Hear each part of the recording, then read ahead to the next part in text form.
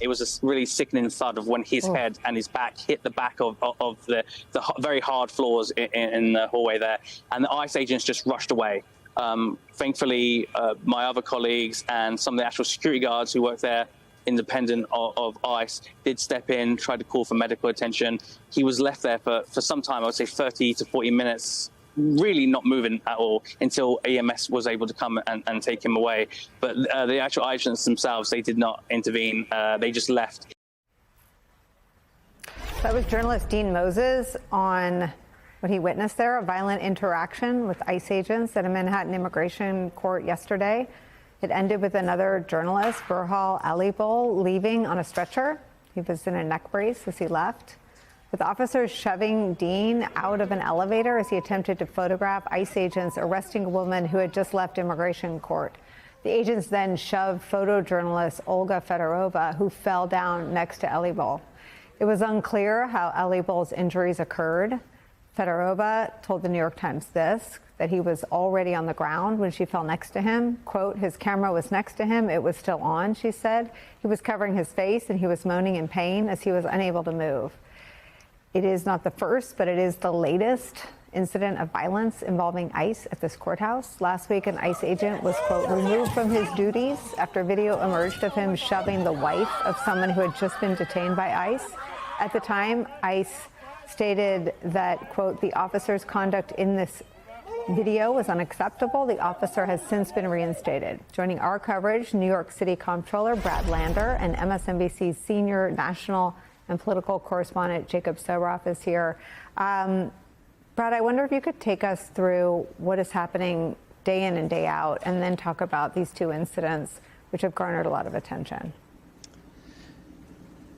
Thank you. The violence is really escalating by ICE agents at 26 Federal Plaza. So every day, law-abiding people seeking asylum come to 26 Federal Plaza for hearings. They've got a hearing date. They come, they appear before a judge. In most cases, the judge gives them a next hearing date. Maybe they get time to get a lawyer, or their hearing is scheduled on their asylum application.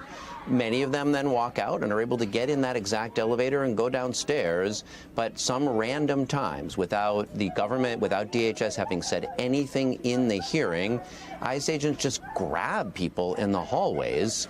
And now, as you've seen in these videos over the last few days, they've gotten even more violent, throwing that woman who's the wife of someone who had just been detained to the ground. And what Dean Moses did there in that video, you see, is just get on a public elevator. That's a public hallway. He steps into the public elevator. Those ICE agents had not said to the woman, you're under arrest. They had not told people to stay back.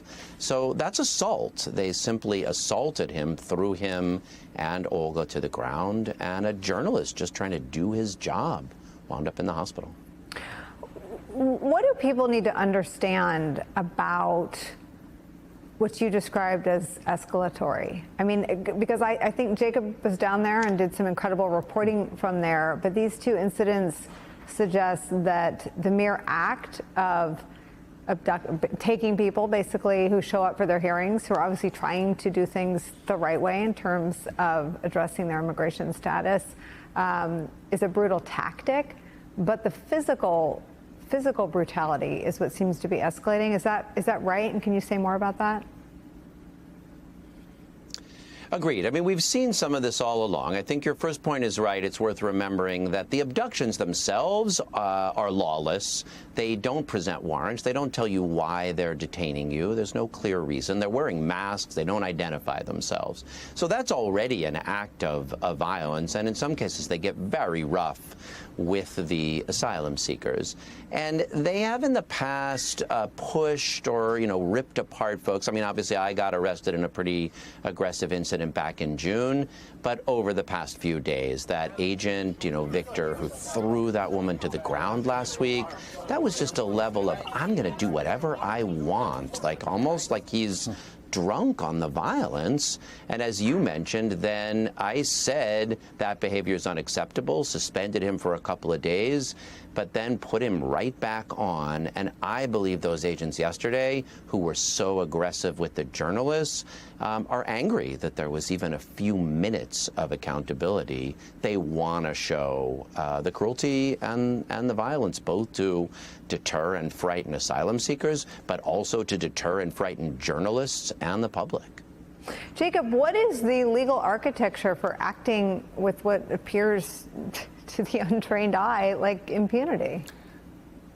There is none. And Nicole, I do want to say about the comptroller, if it weren't for the comptroller and other elected officials from the city going down there in the earliest days of this, I think that the level of attention to what's playing out in the hallways of 26 Federal Plaza every single day would not be what it is. And so I'm so glad to be here with him to talk about this. When it comes to the legal justification or the justification at all, why the administration is saying these agents are permitted to do this or they support them in doing this, or why they might have reversed course on that one particular agent who threw the mother to the ground.